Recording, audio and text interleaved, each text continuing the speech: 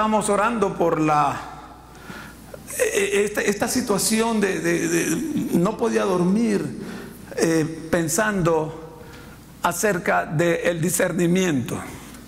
¿Qué es discernir el cuerpo de Cristo? Y estaba maquinando en mi cabeza y los ojos no se me cerraban. No podía dormir. Y esto fue lo que el Señor me ha dado para esta mañana, para esta tarde, perdón. Si vamos rápidamente a 1 Corintios capítulo 11. 1 Corintios capítulo 11. Vamos a encontrar allí un pasaje interesante que quiero compartir con ustedes. Versículos 29 al 30.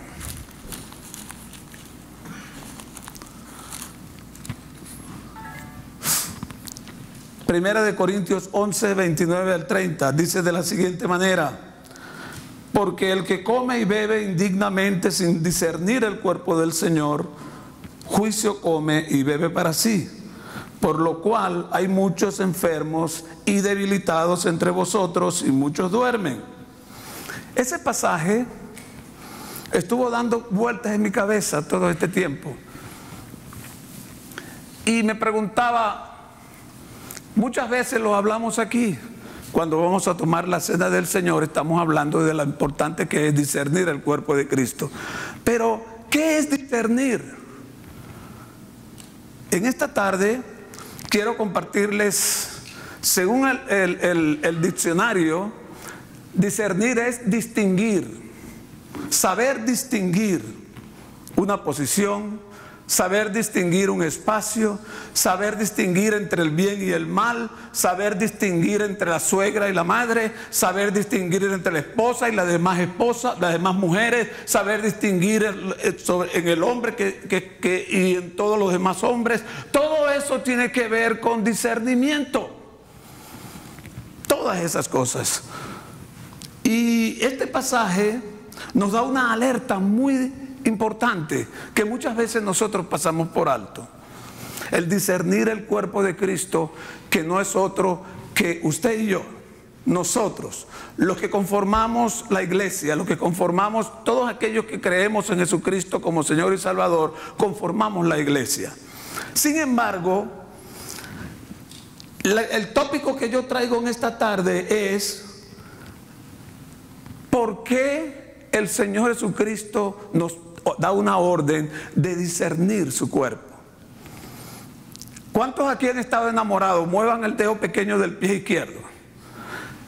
Estar enamorado, cuando uno está enamorado, uno quiere conocer los pensamientos del ser que ama, y sobre todo cuando estamos en el noviazgo, porque parece que cuando nos casamos hay algunos que perdemos esa pasión, esa esencia de ver el nombre hasta en la sopa, en todos lados, de la mujer o del hombre que se ama. Pero generalmente cuando uno está enamorado quiere saber los pensamientos de la persona que ama. Quiere saber si todos sus pensamientos están enfocados hacia él, hacia ella. Quiere saber qué papel o qué espacio juega en la mente y en el corazón de esa persona. ¿Es verdad o no lo es? Cuando se está enamorado.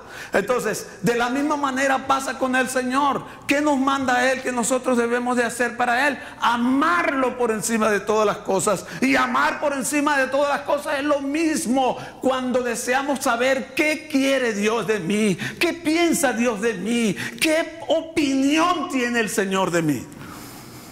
¿O eso es de más? ¿Cree que Dios tendrá esas exigencias de nosotros? Para eso nos ha dejado su palabra. Por eso la misma Biblia dice que ella es la luz en nuestro camino. Ella es la que nos transmite el propósito y la voluntad de Dios. Y allá en Romanos 12:2 dice que nosotros debemos de esmerarnos por conocer la voluntad de Dios, que es agradable y perfecta para nosotros. En otras palabras, cuando nosotros descubrimos, cuando nosotros identificamos el pensamiento de nuestro Señor, las cosas se nos hacen más fáciles a nosotros.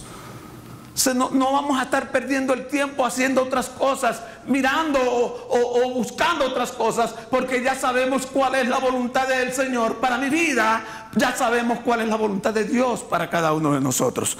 Y nos vamos a estar siempre enfocados en el propósito divino. Entonces, subrayé aquí algunas cosas que quiero hablar como cuerpo de Cristo. Se nos ordena que debemos de distinguir. No es una sugerencia, es una orden del Señor que debemos de distinguir, que debemos de discernir el cuerpo del Señor Jesucristo. O sea, distinguir a cada uno de los miembros de la iglesia. Y es importante, la Biblia habla de que somos muchos miembros, se está hablando de diversidad. Hay muchas iglesias que enseñan acerca no de diversidad, sino que enseñan de uniformidad, que todos vistan iguales, que todos... Y eso no es el plan del Señor. El plan de Dios es, por ejemplo, vea el cuerpo humano. El hígado se parece a los ojos, la nariz se parece a los pies. Cada elemento del cuerpo humano es diferente, pero forma un cuerpo. Y cada elemento de ese cuerpo, cada órgano, cada célula tiene una función específica que no la puede cumplir la otra.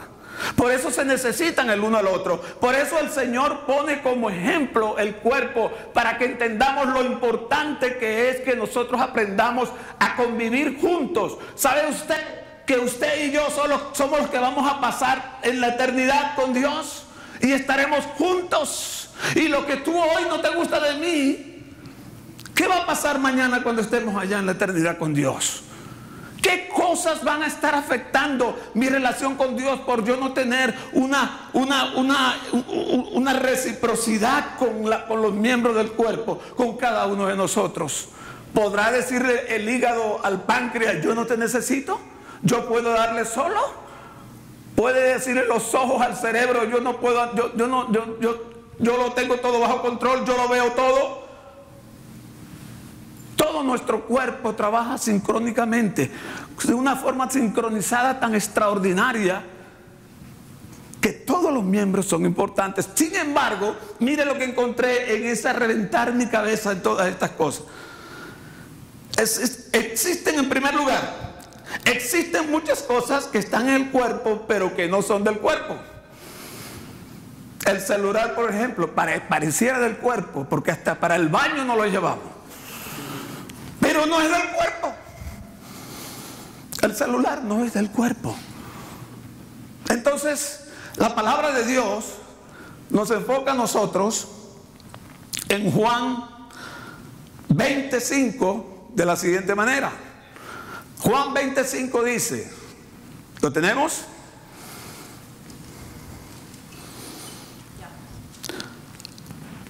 Estoy hablando del primer punto. Existen muchas cosas que están en el cuerpo, pero no son del cuerpo.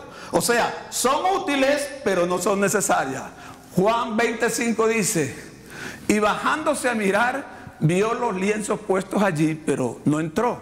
Ella está hablando de la resurrección de Jesucristo. Cuando Jesucristo lo enterraron, lo rodearon en una sábana, tenía unas ropas puestas, pero cuando Cristo resucitó, todo lo que tenía estaba en el lugar donde lo enterraron. Nada, cuando Él resucitó, no se llevó nada de lo que tenía en la tierra. Nada se lo llevó. Solamente lo dejó. Por eso es que la Biblia enfatiza, todo quedó allí. Hay cosas que usamos nosotros que no necesariamente son necesarias, pero no son del cuerpo. Y más le vale que usted use, por ejemplo, la indumentaria, que no vaya a andar por ahí desnudo.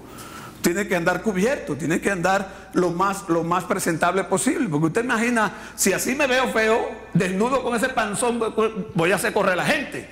Entonces uno tiene, acuérdese, el cuerpo, todo lo que tiene es necesario, pero no necesariamente es importante para el cuerpo. Y voy a el segundo paso de estas cosas que son del cuerpo, pero no son del cuerpo, pero existen para el cuerpo, son útiles, pero no son del cuerpo. En 1 Juan 2:19, son útiles, pero no son del cuerpo. Mira lo que le dice: salieron de nosotros, pero no eran de nosotros, porque si hubiesen sido de nosotros, habrían permanecido con nosotros, pero salieron para que se manifestase que no son de nosotros. Estaban entre nosotros, comían entre nosotros, oraban con nosotros, ofrendaban con nosotros, es lo que está diciendo esa palabra, pero no eran de nosotros. Está hablando del cuerpo de Cristo, está hablando de la iglesia. En la iglesia el mismo Jesús dijo, no todo el que me llama Señor, Señor será salvo, sino que aquel que hace la voluntad de Dios. Eso es lo que marca la diferencia. Entonces, ¿son útiles? Sí. Porque el hecho de que cuando una persona está en la iglesia, por lo menos a mí como pastor, a mí me motiva y me llena de gozo ver a las personas dentro de la iglesia. Cuando usted viene, yo me siento contento, feliz, qué bonito tenerle aquí. Eso es muy bonito. ¿Son útiles? Sí lo son. Por lo menos a mí me motivan.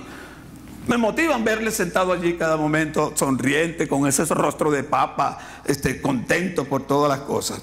Pero son miembros útiles, pero no son del cuerpo. Están con el cuerpo, pero no son del cuerpo.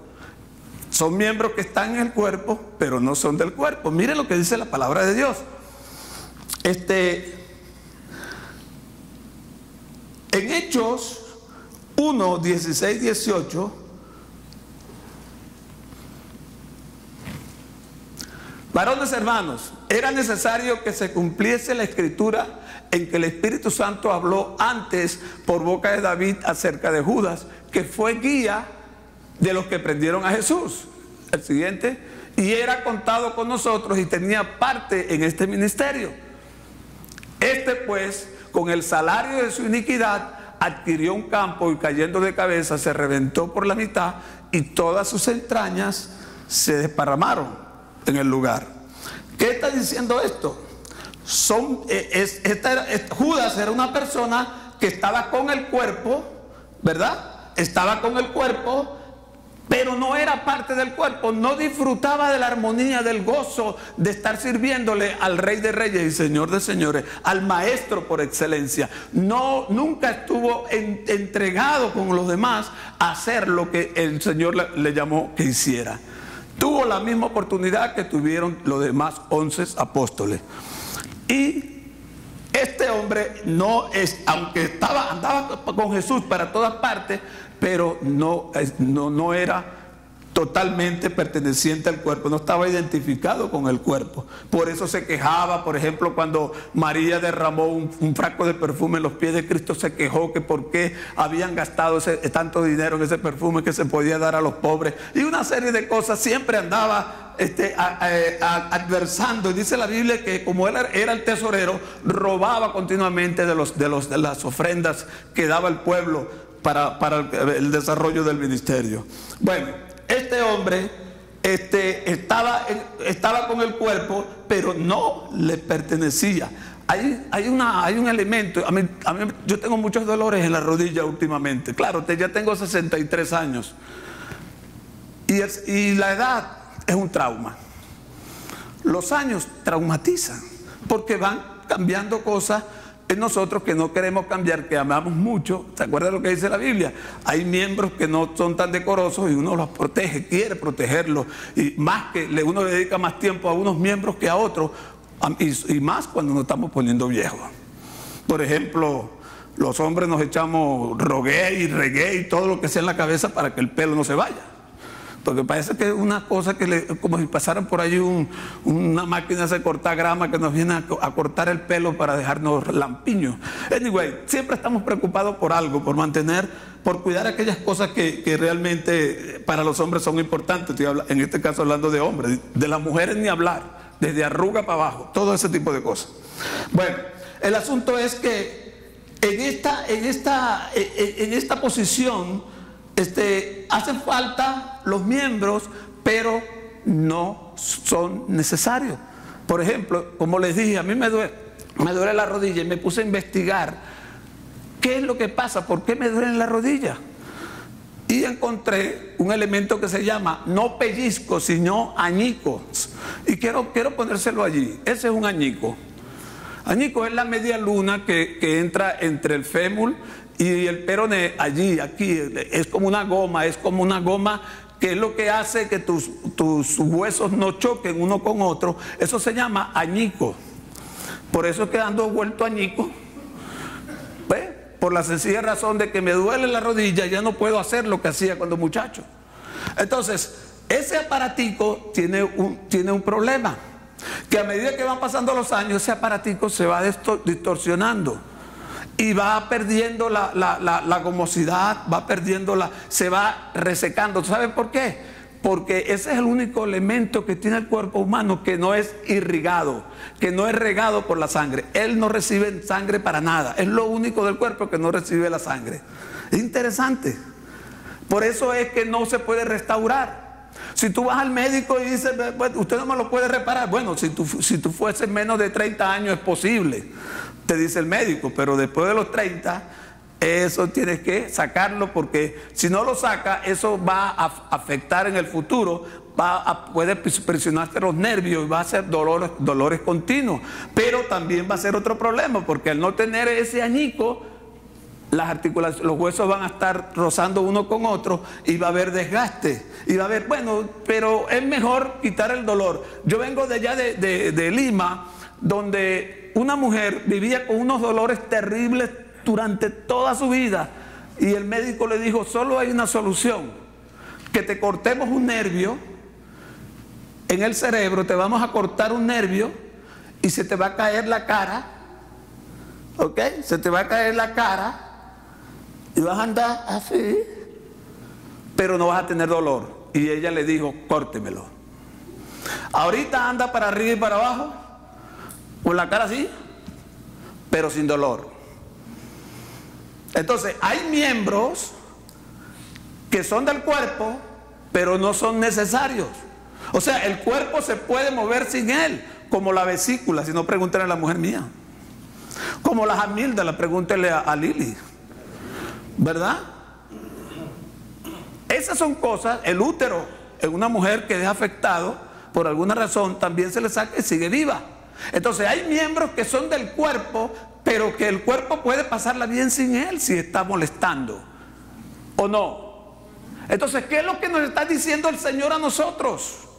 Cuando nos está hablando, nos está retando a que nosotros aprendamos a distinguir nuestra posición en el cuerpo de Cristo. Que no solo debo de pensar, discernir en base a mi hermano que está al lado, sino en base a mí mismo. Tengo que pensar en mí mismo también. Discernir, distinguir lo que yo soy, lo que estoy haciendo.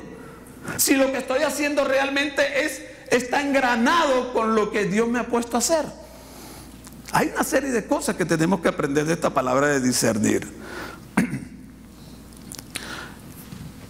Están con el cuerpo, pero no son del cuerpo. Son verdaderos creyentes, pero no están unidos. Una mujer se le acercó a un pastor. El pastor era radical y le dice esto: pastor, delante de varios líderes, le dice: pastor, ¿qué opinión tiene usted que las mujeres usen pantalón? ¿Debiera de usar pantalón? Y él le dice: ¿y qué piensa usted? Yo creo que no debieran de usar pantalón. Está bien, no deben de usar pantalón, porque eso es lo que usted cree. ¿Y qué más? Oye, los otros hermanos estaban, bueno, ¿y qué pasó con el pastor que se está yendo al otro lado? Y entonces le dice, ¿es verdad que las mujeres no deben de cortarse el pelo? Sí, es verdad. Y después le pregunta, ¿es verdad que las mujeres no debieran de maquillarse? Y le dice el pastor, sí, no debieran de maquillarse. Y cuando los miembros de la iglesia, de los líderes, le dicen, bueno, ¿y qué pasó aquí? Porque en la iglesia no había nada de esas cosas. Entonces el pastor se vuelve a la persona y le dice, pero ¿a cuál mujer se refiere usted? ¿De quién es la mujer que usted está mencionando? ¿Es la suya? Le felicito. Si usted vive bien con su esposa, con esas condiciones, está bien. Pero la mía, yo estoy bien como ella es, como ella se arregla, como ella, porque ella lo hace para mí, para agradarme a mí. Y como a mí me gusta esa manera, pues está bien. Si a ti te gusta de la otra manera, no hay ningún problema. Habemos a veces personas que queremos cambiar, ¿no? Somos del cuerpo, estamos en el cuerpo, pero no nos unimos con el cuerpo, porque desaprobamos ciertas cosas, no apoyamos ciertos pensamientos, ciertas líneas que cuando llega a la iglesia están presentes en la iglesia. Antes de que yo llegara a la iglesia donde llegué, ya habían esas reglas. Cuando yo llegué a la iglesia, yo tuve que ajustarme a esas reglas. aunque no estuviese de acuerdo con todas las cosas que allí hacían, pero yo tenía que ajustarme a las reglas que tenía la iglesia. Y es lo que también está retándonos el Señor allí, en aprender a discernir el cuerpo de Cristo.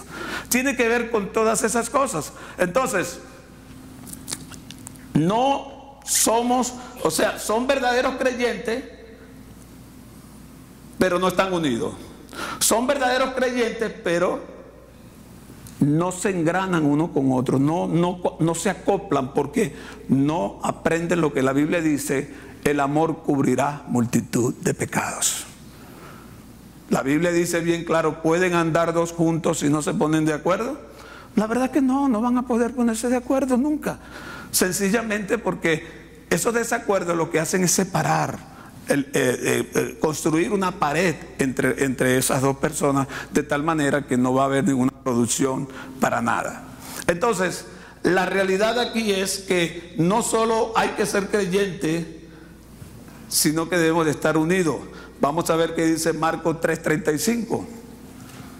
Marcos 3:35 dice: porque todo aquel que hace la voluntad de Dios, este es mi hermano y mi hermana y mi madre. ¿A qué se está refiriendo el Señor? El Señor estaba reunido con sus discípulos y el pueblo estaba hablando que Jesús estaba fuera de sí y que estaba haciendo cosas que estaban fuera de orden. Y María, la madre de Jesús, y sus hermanos, porque Jesús, la Biblia dice que tuvo hermanos, vinieron a buscarlo, y Jesús estaba rodeado de sus discípulos, y le dijeron allá: mira, tu madre y tus hermanos te buscan. Y Jesús dijo: ¿quién es mi madre? ¿Quién es mi hermano? ¿Quién es mi padre? Sino el que hace la voluntad de Dios.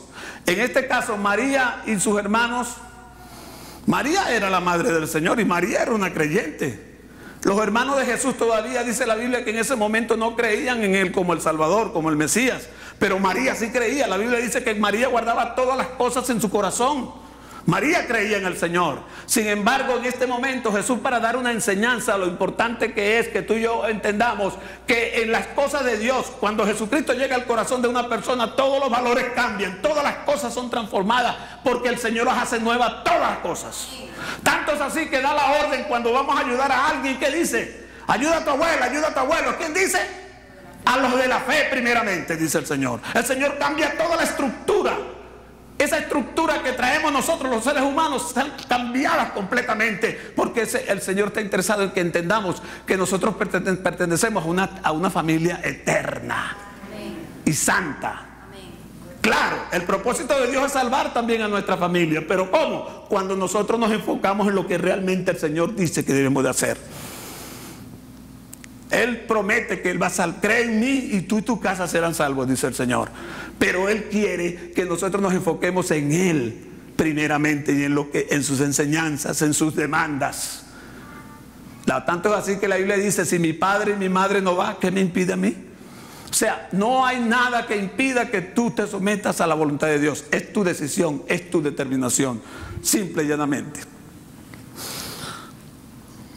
No solo debemos distinguir a los demás, sino que tenemos que distinguirnos a nosotros mismos. Tanto es así que cuando aún en el acto simple, que aparentemente es simple, de venir y traer una ofrenda aquí al altar, dice: si te acuerdas que tienes algo, o que alguien tiene algo contra ti, ni siquiera que tú tienes contra otro, sino si te acuerdas que alguien tiene algo contra ti, deja la ofrenda allí, anda y reconcíliate con tu hermano, y luego ven y ofrece tu ofrenda. Para Dios es muy importante, para el Señor es muy importante mi condición como creyente. Ese orgullo, esa falta de perdón, esa actitud arrogante que muchas veces tenemos, y muchas veces la queremos con un pañito de agua caliente a un cáncer, que queremos decir: no, yo no tengo nada contra él, yo no siento nada contra esa persona. Pero acuérdense que a Dios no podemos engañarlo. Él conoce las intenciones del corazón de los seres humanos, y como Él las conoce, Él nos recomienda a nosotros, como dije al principio, debemos de penetrar en la mente de Dios, debemos de penetrar en el corazón de Dios, y aquí está la llave para abrir el corazón de Dios: su palabra. Cuando leemos a través de ella cómo debemos de comportarnos, cómo debemos de actuar. Hay muchos que se justifican y dicen, como Caín: ¿soy yo acaso guarda de mi hermano? ¿Qué quiso decir Caín? Caín lo que fue el producto de una división familiar, de una ruptura familiar. Pero en el propósito de Dios no está que tú y yo rompamos, sino que aunemos nuestra fuerza para la unidad, para el compañerismo, para la armonía. Es allí donde Dios quiere que nosotros estemos como tal. Entonces, apreciados hermanos, estoy tratando de resumir lo máximo este sermón.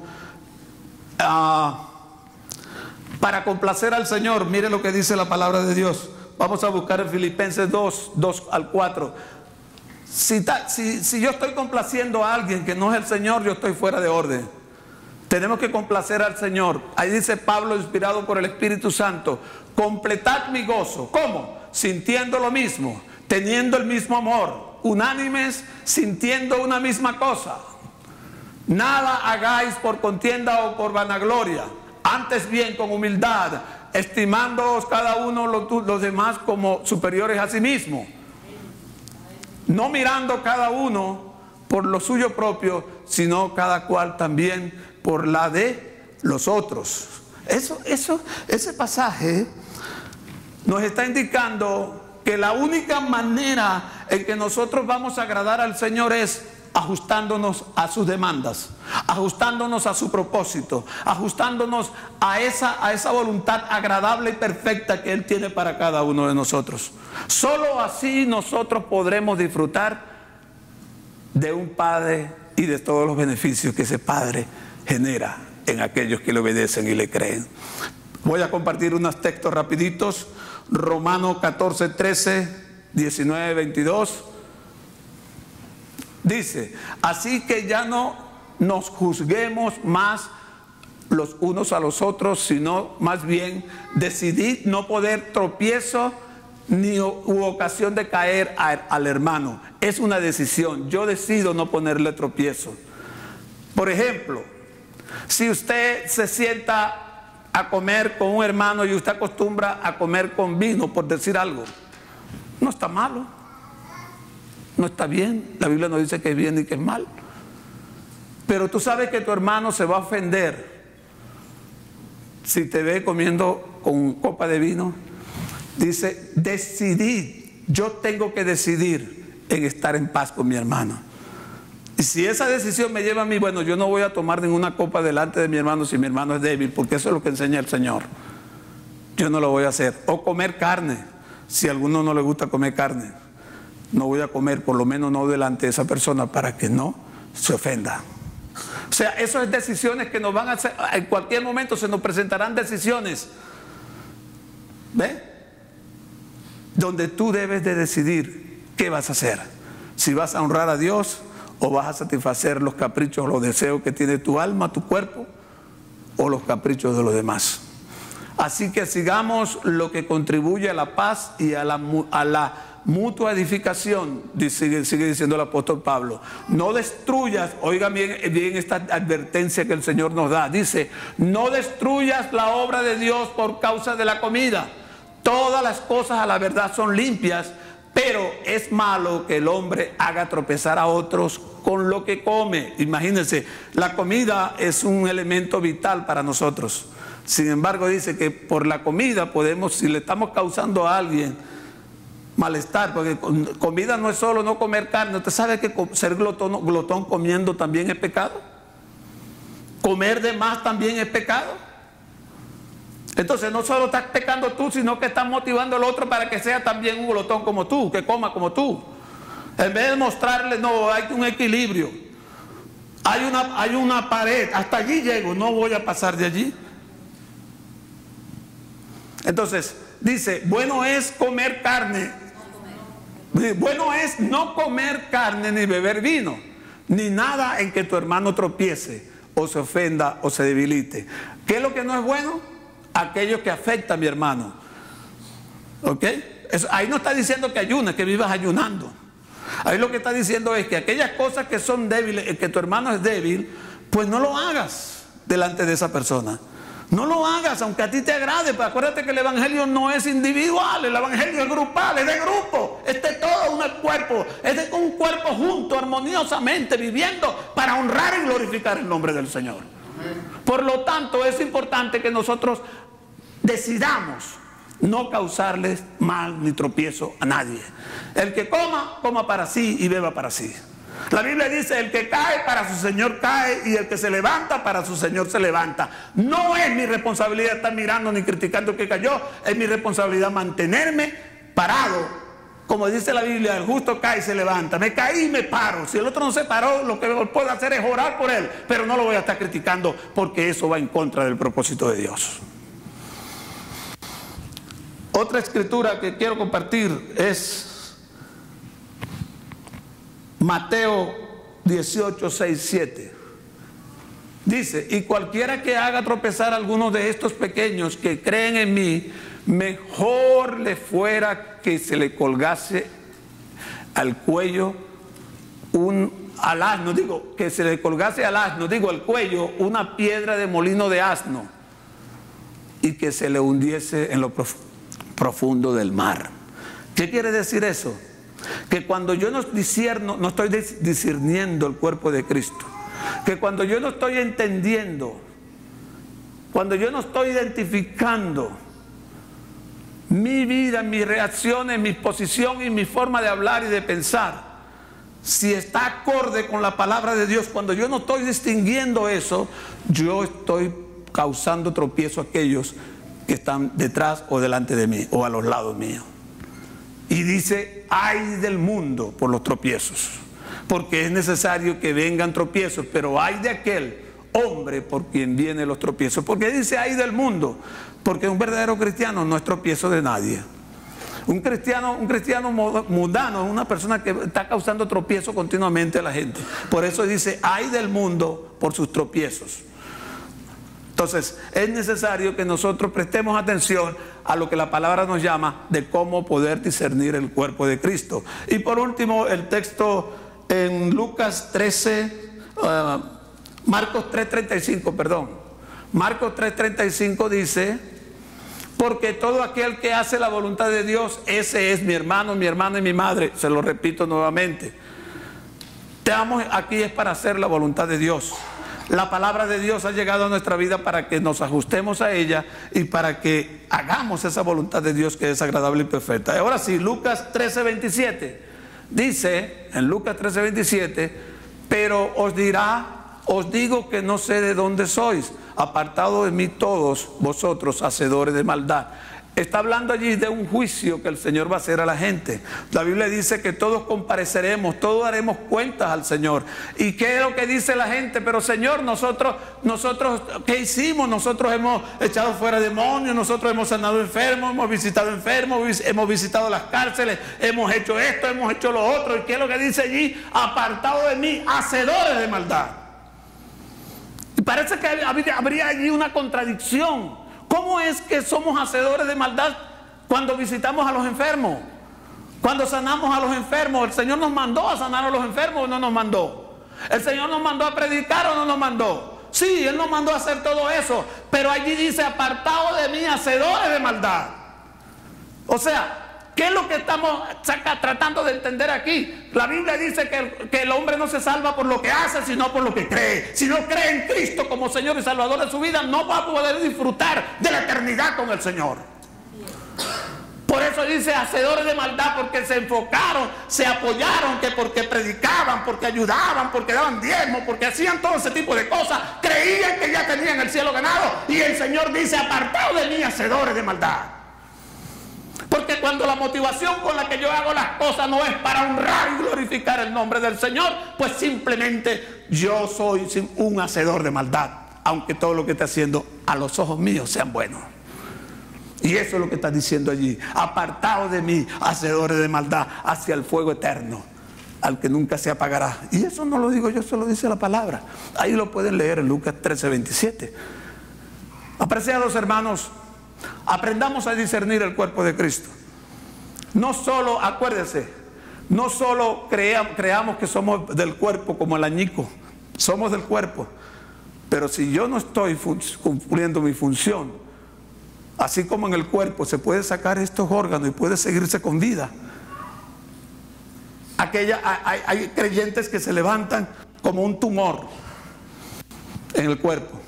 ¿Qué es lo que hace el tumor? El tumor comienza a acaparar toda la irrigación del cuerpo, de la sangre, y comienza ese tumor a crecer precioso. Y tú vas al médico y el médico te dice, mano, qué bonito está ese tumor, wow, qué bello, pero el pobre hombre se está muriendo allí, ya está seco, porque el tumor se está chupando todo. ¿Y qué dice? Ese tumor hay que sacarlo. Y el Señor nos manda a la Biblia a sacar a aquellos que causan división en la iglesia. El Señor nos manda a sacar a aquellos que están siendo de tropiezo a la iglesia. Y dice, ay de aquel que le hace tropiezo a uno de mis pequeños. Todo eso lo dice la palabra de Dios y debemos de discernirlo. O sea, no crea que solo porque está en la iglesia ya usted es parte del cuerpo. El cuerpo humano es un ejemplo claro de lo que el Señor ha usado para que entendamos lo importante que es estar unidos. Cuando un miembro se duele, ¿qué dice la Biblia? Todos los demás se duelen con él. Pero cuando en la iglesia hay alguien que cayó por alguna razón y los otros comienzan a señalar y a criticar, ¿está siendo unido con ese cuerpo? No. Apreciados hermanos, discernamos, identifiquemos, aprendamos a distinguir no solo la posición de los demás en el cuerpo de Cristo, sino nuestra propia proposición en el cuerpo de Cristo. Esto es lo que el Señor me ha dado y lo acorté bastante porque tenemos una bendición de doble predicación en este día. Pero apreciados hermanos, aprendamos a discernir el cuerpo de Cristo. Póngame otra vez por favor la primera cita de 1 Corintios 11 para repasar. Porque el que come y bebe indignamente sin discernir el cuerpo del Señor, juicio come y bebe para sí. El que come y bebe, y no estoy hablando nada más de la cena del Señor. Yo estoy hablando, cada vez que usted oye palabra de Dios, usted está comiendo palabra de Dios. Cada vez que alguien se para aquí, hasta esos niños que estuvieron allí, la Biblia dice que el Señor perfeccionó la alabanza de los niños. A través de los niños perfeccionó la alabanza. Entonces, cada vez que usted recibe la palabra de Dios, cada vez que recibimos esa enseñanza y dice, y no discierno para qué el Señor me la está haciendo conocer, para qué el Señor me la está mostrando, y yo no lo discierno, yo no lo identifico. Entonces dice, por lo cual hay muchos enfermos y debilitados entre vosotros y muchos duermen, o sea, muchos han muerto por no prestar atención a la palabra del Señor. Santiago, vamos a ver qué dice ya Santiago y termino. Santiago 5:16, mire cuál es la voluntad de Dios. Dice, confesad vuestras ofensas unos a otros y orad los unos por los otros para que seáis sanados. ¿Cómo es que vamos a ser sanados? Cuando confesamos nuestras ofensas los unos a los otros. ¿Y qué más dice? La oración eficaz del justo puede mucho. Entonces, ¿cuál es el plan de Dios? ¿Que vivamos enfermos? ¿Que estemos enfermos o que estemos sanos? Pero entonces Él nos da orientaciones, nos da directrices, nos da órdenes. Si un médico le dijera a usted para usted sanarse de ese cáncer tiene que irse de rodillas de aquí a Pekín, ¿lo haría usted o no lo haría? Por decir algo. En pro de su salud usted va a hacer lo que sea para lograr estar vivo, para seguir vivo, para extender la vida. Hubo un gran magnate millonario que le dijo a los médicos, yo le doy la mitad de mi fortuna para que me largue la vida 6 meses. Y el médico le dijo, buena oferta, pero eso no está en mis manos. Cuando estamos muriéndonos, lo que se nos diga por hacer, estamos dispuestos a hacerlo, aunque antes dábamos la vida por lo que hacíamos. Este rico, pues lo que vivía era almacenando riqueza hasta que se estuvo muriendo y se dio cuenta. Y quiso usar la riqueza para comprar la vida, y la vida no se compra. Ni se compra ni se vende. La vida es un regalo de Dios y tenemos que aprender a vivirla, tenemos que aprender a disfrutarla, tenemos que aprender a llevarla por el buen camino para que mañana no tengamos que estar diciendo, desperdicié mi vida en basura, que no trajo ningún provecho a mi vida. Llámese droga, llámese vicio, llámese adulterio, fornicación, lo que sea. Eso es puro desperdicio, desperdiciar la vida que el Señor nos ha dado. Nos ha dado una vida para que tengamos completo gozo, completa vida abundante en cada uno de nosotros. Póngase de pie conmigo esta tarde. Yo no sé en qué lugar del cuerpo usted está. Mi responsabilidad es preocuparme por yo estar en el lugar correcto del cuerpo. Así que no se sienta cómodo solamente con estar en la iglesia, con participar de la iglesia. Aprenda y pídale al Señor que le dé la capacidad de distinguir, de discernir el cuerpo de Cristo. Señor y Padre, en el nombre de Jesús, te damos las gracias por esta tarde. Gracias por esos niños que los usaste, Señor, para mostrarnos nosotros la sencillez, la humildad, la inocencia. Y tú nos dices en tu palabra que tenemos que ser como niños para entrar al reino de los cielos.